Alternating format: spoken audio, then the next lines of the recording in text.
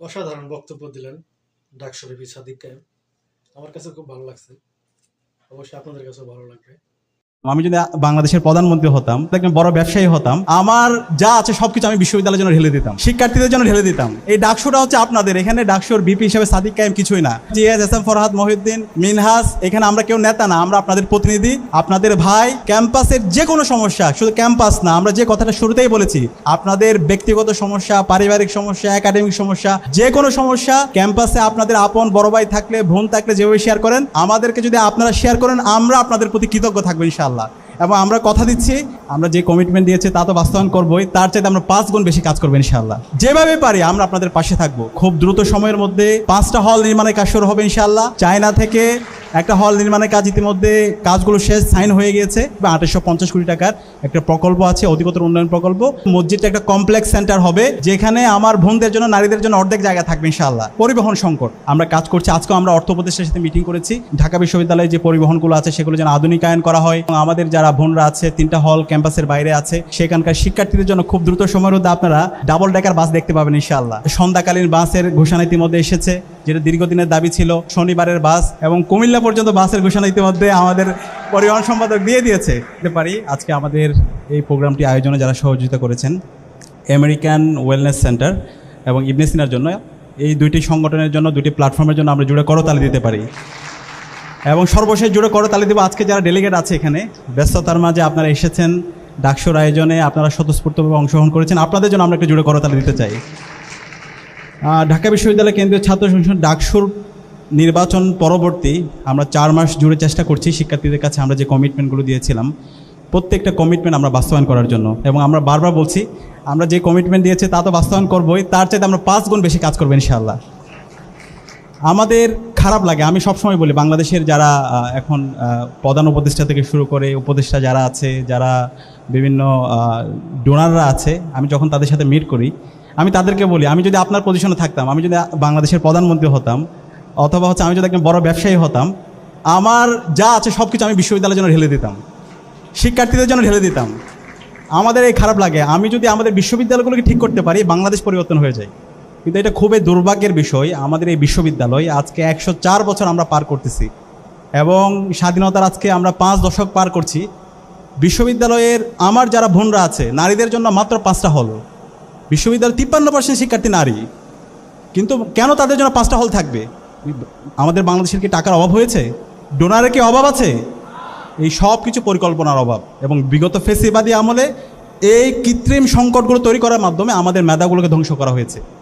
তো সে কারণে আমরা কথা দিতে চাই ইনশাআল্লাহ, আমরা আমাদের এই ক্যাম্পাসের আবাসন সংকট আমরা আর রাখবো না ইনশাআল্লাহ। যেভাবে হোক, যেখানে প্রেশার দিতে হয় আমরা দিয়ে আমাদের এই আবাসন সংকট আমরা দূর করব। বিশেষ করে আমার যারা বোনরা আছে, যারা রংপুর থেকে আসছে, যারা কক্সবাজার থেকে আসছে, টেকনাফ থেকে আসছে, বাংলাদেশের বিভিন্ন প্রান্তর থেকে আসছে। ফার্স্ট ইয়ার একজন আমার বোন যখন ক্যাম্পাসে আসে, যখন সে সিট না পায়, কী পরিমাণ ট্রমার মধ্যে তাকে যেতে হয়। আমার একজন ভাই, সে ফার্স্ট ইয়ারে যখন আসে, কত বড় স্বপ্ন নিয়ে আসে, কিন্তু তার হলের মধ্যে একটা সিট হয় না। সেই সংকট আমরা রাখবো না ইনশাআল্লাহ। তো ইতিমধ্যে আমাদের জায়গা থেকে বিশ্ববিদ্যালয়ের প্রশাসনের সাথে এবং গভর্নমেন্টের সাথে বিভিন্নভাবে আমাদের অনেকগুলো যৌথ কাজ শুরু হয়েছে, এবং খুব দ্রুত সময়ের মধ্যে 5টা হল নির্মাণের কাজ শুরু হবে ইনশাআল্লাহ। চায়না থেকে একটা হল নির্মাণের কাজ ইতিমধ্যে কাজগুলো শেষ, সাইন হয়ে গিয়েছে।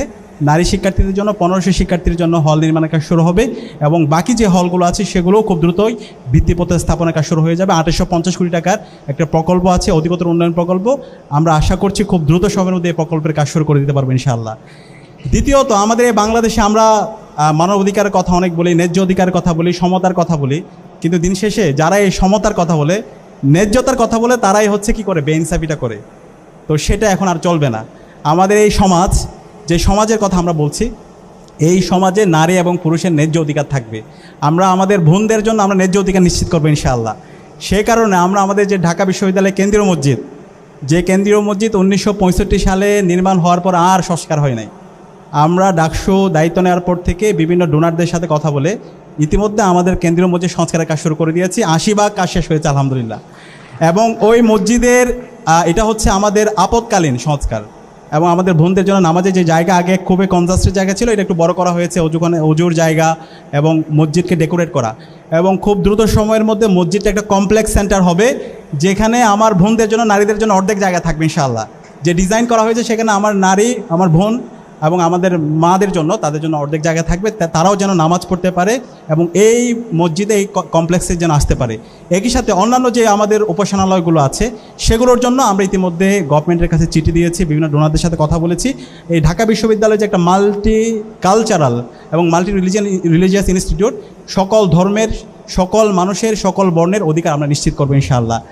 আর আমাদের সবচেয়ে বড় দাবি, আমাদের প্রায় অর্ধেক শিক্ষার্থী যারা বাইরে থাকে, ঢাকায় বিভিন্ন প্রান্তরে থাকে, আমাদের আবাসনের সংকটের পাশাপাশি পরিবহন সংকট, সেই সংকট দূর করার জন্য আমরা কাজ করছি। আজকেও আমরা অর্থ উপদেষ্টার সাথে মিটিং করেছি, ঢাকা বিশ্ববিদ্যালয়ে যে পরিবহনগুলো আছে সেগুলো যেন আধুনিকায়ন করা হয় এবং আমাদের যারা বোনরা আছে 3টা হল ক্যাম্পাসের বাইরে আছে, সেখানকার শিক্ষার্থীদের জন্য খুব দ্রুত সময়ের মধ্যে আপনারা ডাবল ডেকার বাস দেখতে পাবেন ইনশাআল্লাহ।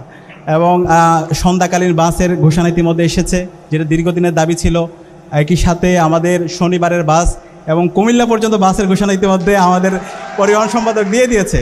তো এরকম অসংখ্য কাজ, এই ডাকসুটা হচ্ছে আপনাদের, এখানে ডাকসুর বিপি হিসেবে সাদিক কায়েম কিছুই না, অথবা GS S M Farhad Mohiuddin Minhas, এখানে আমরা কেউ নেতা না, আমরা আপনাদের প্রতিনিধি, আপনাদের ভাই। ক্যাম্পাসের যে কোনো সমস্যা, শুধু ক্যাম্পাস না, আমরা যে কথাটা শুরুতেই বলেছি, আপনাদের ব্যক্তিগত সমস্যা, পারিবারিক সমস্যা, একাডেমিক সমস্যা, যে কোনো সমস্যা ক্যাম্পাসে আপনাদের আপন বড় ভাই থাকলে, বোন থাকলে যেভাবে শেয়ার করেন, আমাদেরকে যদি আপনারা শেয়ার করেন, আমরা আপনাদের প্রতি কৃতজ্ঞ থাকবো ইনশাআল্লাহ। এবং আমরা কথা দিচ্ছি, যেভাবে পারি আমরা আপনাদের পাশে থাকবো। এবং আমাদের স্বাস্থ্যের সমস্যা অ্যাড্রেস করার জন্য ইতিমধ্যে আমরা কাজ শুরু করেছি, বিভিন্ন প্রতিষ্ঠানের সাথে আমরা এমওইউ করছি। এবং আজকে আমেরিকান ওয়েলনেস সেন্টার তারা যে উদ্যোগ হাতে নিয়েছে, এরকম বড় বড় প্রতিষ্ঠানের সাথে আমরা এমওইউ করব। এবং এর বাইরেও আপনাদের যে কোনো ট্রিটমেন্ট কিন্তু সাপোর্ট লাগলে আমরা কথা দিচ্ছি আপনাদের পাশে থাকবো ইনশাআল্লাহ। তো আমরা আমেরিকান ওয়েলনেস সেন্টার সহ এখানে যারা ডোনাররা আছেন তাদেরকে ধন্যবাদ জানাচ্ছি এবং আপনাদেরকে ধন্যবাদ জানিয়ে আমি আমার কথা এখানে শেষ করছি। আসসালামু আলাইকুম রহমতুল্লাহ। এই ডাকসুর পক্ষ থেকে বিভিন্ন সেক্টরে সবাই মিলে আমরা চেষ্টা করছি ঢাকা বিশ্ববিদ্যালয় শিক্ষার্থীদের 1 বছরে আমাদের সবটুকু দেওয়া, আপনাদের সর্বোচ্চ সহযোগিতা কামনা করছি। আমরা চাই 1 বছরে আমরা এমন কিছু কাজ করতে পারি যেটা যেন আগামীতে লং টার্ম ধরে যেন শিক্ষার্থীরা এর সুফল ভোগ করে ইনশাল্লাহ। সকলের কাছে দোয়া চাই। অনেক গেস্ট আছেন, তারা কথা বলবেন। আসসালামু আলাইকুম রহমতুল্লাহ। চেষ্টা করব শিখে নেওয়ার যে সায়েন্টিফিক ওয়েতে কীভাবে আমরা আমাদের জীবনটাকে আসলে পরিচালনা করতে পারি, আমাদের অনেক না পাওয়ার মাঝেও কিভাবে আমরা আমাদের যতটুকু আছে তার মাধ্যমেই আমরা আমাদের সময়টাকে, আমরা আমাদের শারীরিক এবং মানসিক স্বাস্থ্যকে সুস্বাস্থ্য হিসেবে গড়ে তুলতে পারি। তো বিশেষভাবে ধন্যবাদ জানাচ্ছি আমেরিকান ওয়েলনেস সেন্টারকে, তারা আমাদের সাথে কোলাবোরেশন করেছেন এই সুন্দর একটা প্রোগ্রামে। এবং এই প্রোগ্রামের মাধ্যমে আসলে আরও চমৎকার একটা বিষয় আমরা পেতে যাচ্ছি ইনশাআল্লাহ, সেটা আপনারা প্রোগ্রামে দেখতে পাবেন। তো উপস্থিত অতিথিবৃন্দকে অনেক বেশি আন্তরিক অভিনন্দন জানাচ্ছি, অনেক বেশি শুভেচ্ছা জানাচ্ছি যে ওনাদের ব্যস্ততম সময় আসলে আমাদেরকে দিচ্ছেন। তো আশা করছি এই প্রোগ্রামের মাধ্যমে আমরা যে বিষয়গুলো জানবো, যে বিষয়গুলো শিখবো, সেগুলো আমাদের ব্যক্তিগত জীবনে চর্চার মাধ্যমে আমরা উপকৃত হওয়ার চেষ্টা করব, সেই আশাবাদ ব্যক্ত করে আমি আমার শুভেচ্ছা বক্তব্য শেষ করছি। আসসালামু আলাইকুম। জি, অসংখ্য ধন্যবাদ আফসানা আক্তার আপুকে। এ পর্যায়ে শুভেচ্ছা বক্তব্য নিয়ে আসবে ডাকসুর কার্যনির্বাহী সদস্য ও সিনেট সদস্য সাবিকুন নাহার তামান্না আপু। এ পর্যায়ে শুভেচ্ছা বক্তব্য নিয়ে আসবে সাবিকুন নাহার তামান্না আপু। আসসালামু আলাইকুম। আউযুবিল্লাহি মিনাশ শাইতানির রাজিম। বিসমিল্লাহির রহমানির রহিম। ডাকসু কর্তৃক আয়োজিত আজকের অনুষ্ঠানের সম্মানিত আয়োজকবৃন্দ, সম্মানিত অতিথিবৃন্দ এবং আমার সামনে উপবিষ্ট সম্মানিত উপস্থিতি, সবাইকে জানাচ্ছি আন্তরিক সালাম এবং আজকের অনুষ্ঠানে উপস্থিত থেকে আমাদের উজ্জীবিত করার জন্য সবাইকে জানাচ্ছি আন্তরিক ধন্যবাদ। আসসালামু আলাইকুম। আমাদের ডাকসু থেকে আজকে যেই সেমিনারের আয়োজন করা হলো, আমার মনে হয়েছে যে খুব সময় উপযোগী একটি সেমিনার এবং আমরা যারা তরুণরা আছি আমাদের জন্য অনেক বেশি ইফেক্টিভ হবে যদি আমরা পুরোটা সময় মনোযোগের সাথে এই অনুষ্ঠানে থাকতে পারি। আমার কাছে মনে হয় যে আমাদের যেই জেনারেশন, আমাদের জেনারেশনটাই প্রথম জেনারেশন যারা টোটালি ডিভাইস বেসড, বা আমরা অনেক বেশি সোশ্যাল মিডিয়া দ্বারা উজ্জীবিত হই, বা সোশ্যাল মিডিয়া দ্বারা আমরা অনেক বেশি প্রভাবিত হই। এমন হয় যে আমরা সকালে সোশ্যাল মিডিয়াতে একজন ইনফ্লুয়েন্সার দেখছি, আমাদের মনে হচ্ছে সে তো সফল, আমার তাকে অনুসরণ করতে হবে। তখন আমার মানসিক অবস্থা বা আমি তার প্রতি ইন্টারেস্টেড হই। আবার বিকেলে আমরা যখন আরেকজনকে দেখি, একজন ডাক্তার বা একজন ইনফ্লুয়েন্সার, তখন আমার মনে হয় যে না, আমাকে তার মতো হতে হবে। তো এই যে আমরা অনেক বেশি সোশ্যাল মিডিয়া বেসড হয়ে গিয়েছি, অনেক বেশি ডিপেন্ডেন্ট হয়ে গিয়েছি, যার ফলে দেখা যাচ্ছে যে আমাদের এই প্রজন্মের মধ্যে অনেক বেশি মেন্টাল আনস্টেবিলিটি বা অনেক ধরনের মানসিক অবস্থার মধ্য দিয়ে আমাদেরকে যেতে হচ্ছে, যার ফলশ্রুতিতে এই যে একটা মানসিক প্রেশার তৈরি হচ্ছে, বিভিন্ন চাওয়া পাওয়া, বিভিন্ন অপ্রাপ্তি আমাদের মধ্যে তৈরি হচ্ছে, যেটার প্রভাব আলটিমেটলি আমাদের শরীরের উপর পড়ছে, আমাদের মস্তিষ্কের উপর পড়ছে। তো এই যে একটা ব্যাড প্র্যাকটিস আমাদের জেনারেশনের, সোশ্যাল মিডিয়ার উপর অনেক বেশি অ্যাডিকশন, এই জায়গাটা থেকে আমাদেরকে বের হয়ে আসার চেষ্টা করতে হবে। এবং আজকের সেমিনারের মাধ্যমে আমরা কিভাবে একটা হেলদি লাইফ লিড করব, কিভাবে আমরা এই মেন্টাল আনস্টেবিলিটিগুলোকে একটা স্টেবল অবস্থার মধ্যে নিয়ে এসে একটা স্বাস্থ্যকর জীবন আমরা যাপন করতে পারবো, এই বিষয়গুলো আমাদের সামনে উপস্থাপন করবেন আমাদের সম্মানিত অতিথিবৃন্দ ইনশাআল্লাহ।